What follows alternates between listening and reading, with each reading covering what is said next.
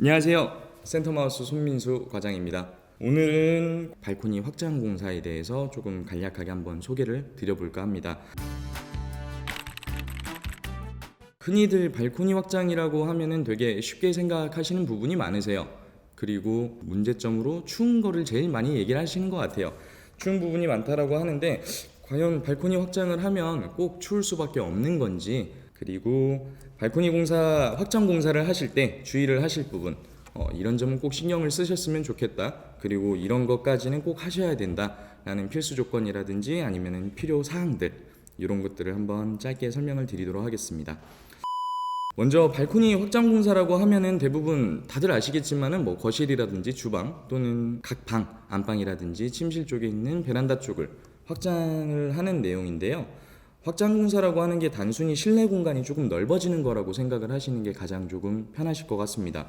다들 공간이 좁다 보니 넓게 쓰기 위해서 확장 공사를 진행들을 많이 하시는데요.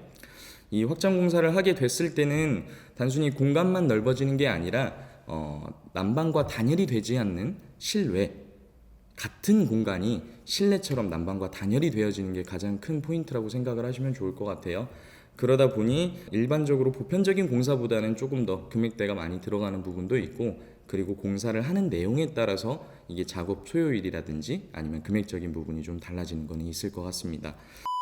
발코니를 확장을 하게 됐을 때 장점이라고 하면 당연히 공간 확보겠죠. 실내 공간을 좀 더 넓게 쓰고 싶은 부분, 예를 들어 아이방을 꾸몄을 때 아이의 침실에 침대와 책장을 놓고 나니 옷장을 놓을 공간이 없다, 또는 책상을 놓을 공간이 없다, 이러셨을 때 저 넓어 보이는 베란다를 확장을 하게 된다라면은 이쪽에다가 책상을 놓으면 참 좋을 것 같은데, 이쪽에 침대를 놓으면 참 좋을 것 같은데, 이런 부분 때문에 대부분들 조금 많이 하시게 되는데요. 서두에 말씀드렸던 대로 근데 확장하고 나면 춥다던데, 이쪽은 추울 테니까는 침대는 놓으면 안 될 것 같은데, 이런 부분에 대해서도 조금 염려를 많이 하십니다. 확장 공사라고 하는 거는 제가 봤을 때는 문제가 일단은 있어서는 안 된다가 첫 번째예요. 확장을 하셨음에도 불구하고 추우면은 안 되는 부분입니다.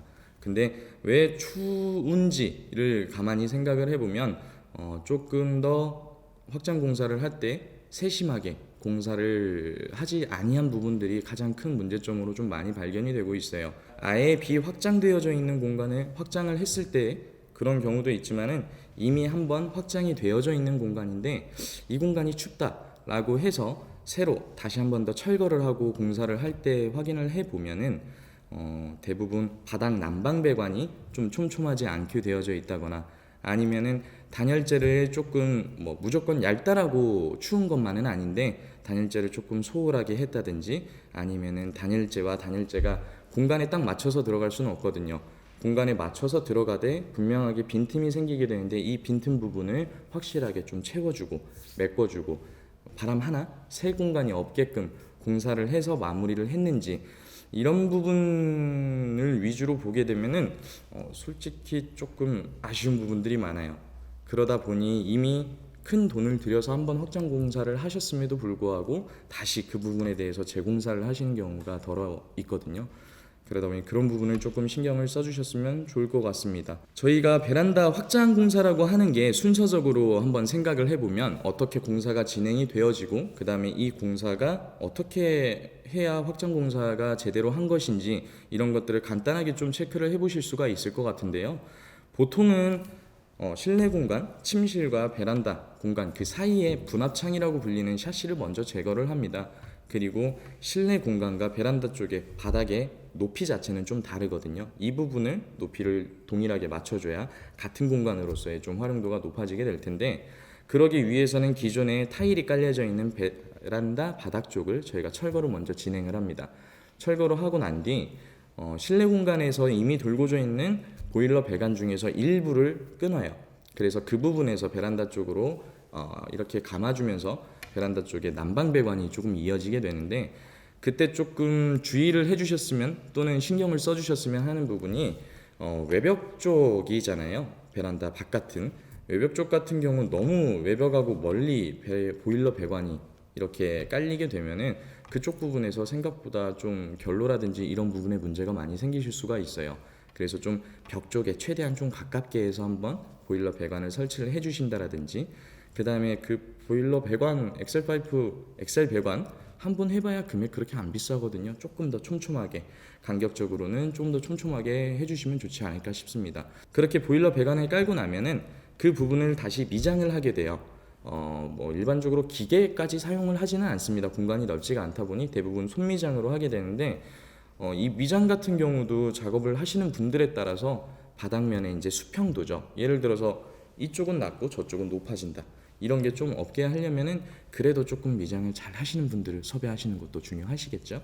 그래서 바닥 부분의 수평을 한번 잘 잡아 주시는데, 단열 부분을 한번 설명드려야 될 것 같아요. 단열 공사라고 하는 거는 지금까지 설명드렸던 보일러 배관 연장하는 거는 난방 부분에 관한 내용인데, 단열 부분이라고 하는 거는 안쪽에 따뜻한 기운을 바깥에 뺏기지 않고 바깥쪽에 찬 기운을 안쪽에 들이지 않게끔 그런 거를 1차적으로 막아주는 역할을 하는데요. 대부분 아파트 같은 경우에 외벽 쪽에는 기본적으로 단열재가 되어져 있기는 해요. 근데 안 되어져 있는 아파트들도 꽤 많습니다. 한 20년 정도 이상 그렇게 오래된 좀 노후화된 아파트들 같은 경우는 단열재 부분이 그렇게 그때 당시에는 단열 기준이 지금처럼 높지 않다 보니, 그래서 저희가 외벽 쪽으로는 단열 작업을 할 수가 없으니, 공동주택이라 저희 맘대로 손댈 수는 없잖아요. 안쪽으로 해서 단열재를 하게 되는데, 이때도 조금 신경 써주셨으면 좋은 게, 대부분 단열 작업을 하시면 벽 쪽만 작업을 하세요. 3면 정도가 있으면 3면만 이렇게 단열 작업을 하면 되지 않나? 그렇게 생각을 하시는데, 확장 공사를 하신다라고 하는 거는 이 아파트는 원래 확장이 안 되어져 있는 아파트라는 거거든요. 그러면은 1층이 아닌 이상, 그리고 제일 최고층이 아닌 이상은 윗집과 아랫집이 있어요. 근데 그 두 집 또한 확장이 안 되어져 있을 가능성이 크거든요. 그렇다고 하면 저희가 아무리 저희 층에 있는 세대에서 벽 쪽만 단열 공사를 한다라고 해도 윗집에서 들어오는 한기, 바닥 쪽에서 들어오는 한기, 그렇기 때문에 꼭 벽면만 단열을 하시는 게 아니라 천정과 바닥까지도 꼭 단열을 하시는 부분이 좀 포인트라고 생각이 되어요. 많은 분들이 조금 놓치는 부분이기도 하고, 저희도 되게 매번 공사를 할 때마다 신경을 좀 많이 쓰는 부분인데, 단열재는 일반 스티로폼을 쓰셔도 상관은 없으세요. 물론 그 스티로폼보다는 압축되어져 있는 뭐 아이소핑크라든지 아니면은 요즘에는 뭐 전문적으로 나오는 단열재들이 생각보다 많기 때문에 그런 소재들을 뭐 선택을 하시는 거는 제가 봤을 땐 선택의 자유라고 생각이 되는데요. 다만 그런 단열재를 쓰셨을 때 단열재 파트와 파트 그 사이 이렇게 만나는 부분에는 최대한 빈틈이 없게끔 작업으로 마무리를 해주시는 게 좋을 것 같습니다. 빈 공간에는 뭐 우레탄 폼으로라도 최소한 그렇게 해서 충진을 해주시는 게, 빈틈없이 좀 잡아주는 게 단열 작업에서는 핵심이라고 좀 생각이 들어져요. 그래서 천정과 벽면, 바닥을 다 전체 다 단열 작업을 하시면서 가능한 한 빈틈이 없게 마무리를 해주시는 부분, 그렇게 하고 나면은 이제 석고보드라든지 이런 것들로 벽면과 천정면 그런 거를 맞춰주게 되고요. 그리고 무엇보다 중요한 게 저는 창호라고 생각이 되어져요. 보통 침실 같은 경우는 바닥에서부터 천장까지 풀창이라고도 하는데 전체 창이 이렇게 있는 경우가 있고, 그 다음에 절반 정도 높이 저희가 서 있을 때 또는 그 벽면을 바라봤을 때 절반 정도 높이에서부터 위에까지 있는 하프창이라는 게 있는데요. 창 사이즈가 크면 클수록 창호의 성능 자체는 조금 많이 그 성능을 요하게 됩니다. 창 사이즈가 작으면 작을수록 그쪽을 통해서 손실이 되거나 유입이 되어지는 그런 열 차단 효율들, 이런 것들은 부족한 부분이 있는데, 풀창의 경우 같은 경우는 그 창의 성능, 예를 들면 유리 두께라든지 그 다음에 그 창호가 당연히 베란다 전용창, 발코니 전용창을 쓰시겠지만은 그런 부분인지 그런 것들에 따라서 생각보다 큽니다.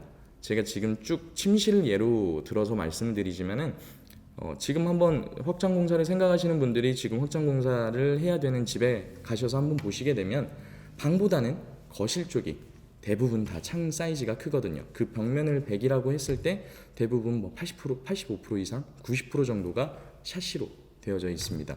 그렇다면 그쪽에서는 벽면이나 천정 바닥에 하는 단열보다는 창호의 성능, 그런 부분이 더 중요하게 될 것이고요.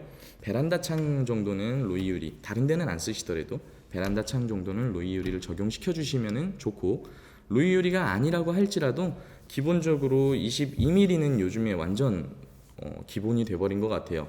그리고 브랜드마다 다르지만 뭐 23mm 또는 26mm 이런 페어 유리들도 사용을 해주셔도 충분히 단열 효과는 나타내실 수 있을 것 같습니다.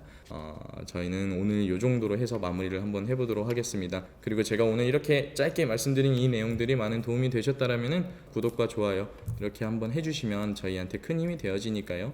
그걸 통해서 저희들도 더 많은 또 더 다양한 이런 정보들 제공할 수 있도록 노력하는 센터마우스가 되도록 하겠습니다. 지금까지 센터마우스 손민수 과장이었습니다. 감사합니다.